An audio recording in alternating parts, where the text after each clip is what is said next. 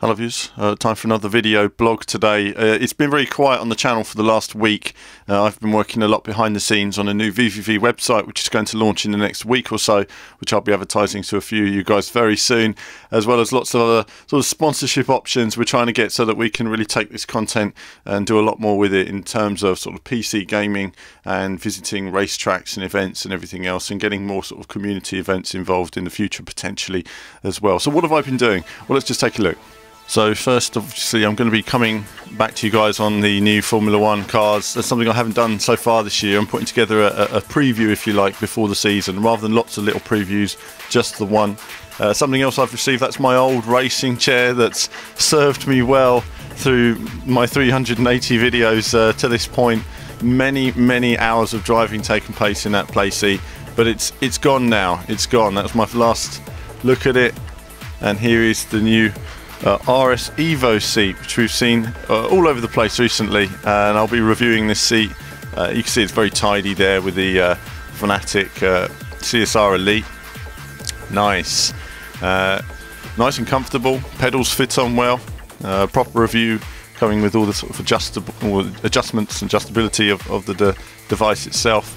They've given me, as you can see, the Pimp White edition, which I often refer to as a whale penis, based on my experience of big Russian truck type vehicles, and there's a story behind that, but we'll come back to that. So that's the T500 on there as well.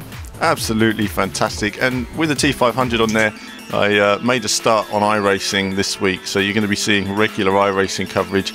My laptop can run iRacing, fantastic. So it can't run Project Cars, it can't run rFactor 2, but it can run iRacing for whatever reason. So obviously iRacing is designed to run on just about any PC, even one that's several years old. So a bit of racing from me there, having amazing amounts of fun on iRacing. It's one of those sort of, even though I've known about it for a long time, I've known all about it in fact, it's still nice to discover something is even better than you initially expected.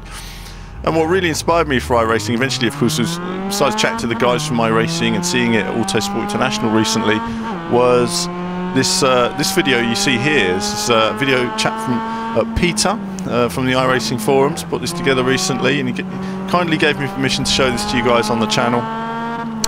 He's got head tracking here. He's added After Effects to it to give it that kind of dirty visor feel, a little bit of lighting effect here and there, but on the whole, I mean, it just shows how realistic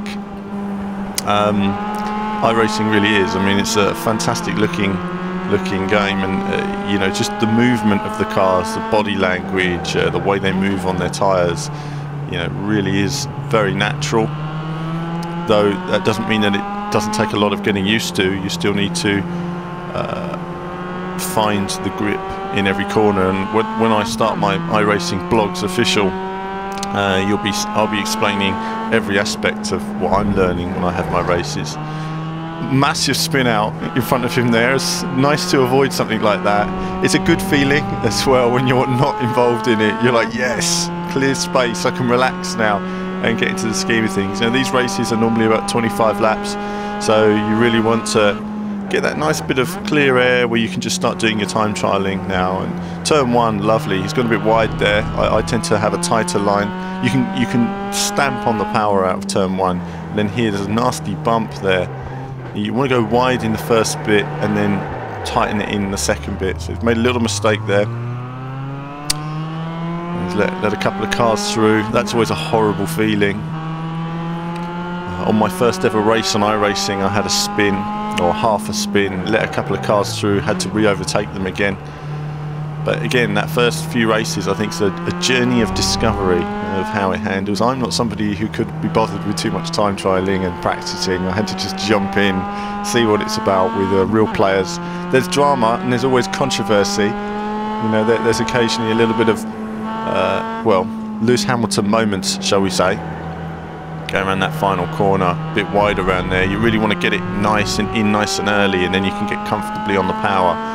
There's no point for taking all the risks I find in a race like this. You know, sometimes you're sitting behind a couple of guys like that, and you're thinking, well, I could go for the overtake now, or I could just give it a couple of laps. If the next car's miles up the road, you're not going to get to that car, so you might as well just say, right, overtaking these two is the best I can manage in this race, unless somebody else spins. So I'm going to sit behind them for a couple of laps, let them tangle with each other, and then I'll find an opportunity and slip through. Or I'll just stay close and harass them. I have found that you just stay close to people, you know, stay right on their bumper, and they eventually make a mistake. They get all flustered, especially as the race gets near the end. I do find it funny, because I'm the sort of person who just doesn't get flustered with something like that. I love it when there's somebody behind me trying to get past. I'll position my car correctly at all times. So we can see here, going through on the inside, and wow, great fun with the racing there, you know, going through. He's coming up now, a little bit of slipstream, not enough for this straight, on the brakes, on those tyre marks you see on the ground there, and gets a knock. So the chap on, the other chap was not on, you know, he wasn't on the racing line. So Peter here got a little bit taken out at that point. Never mind though, focus on the race, I always say.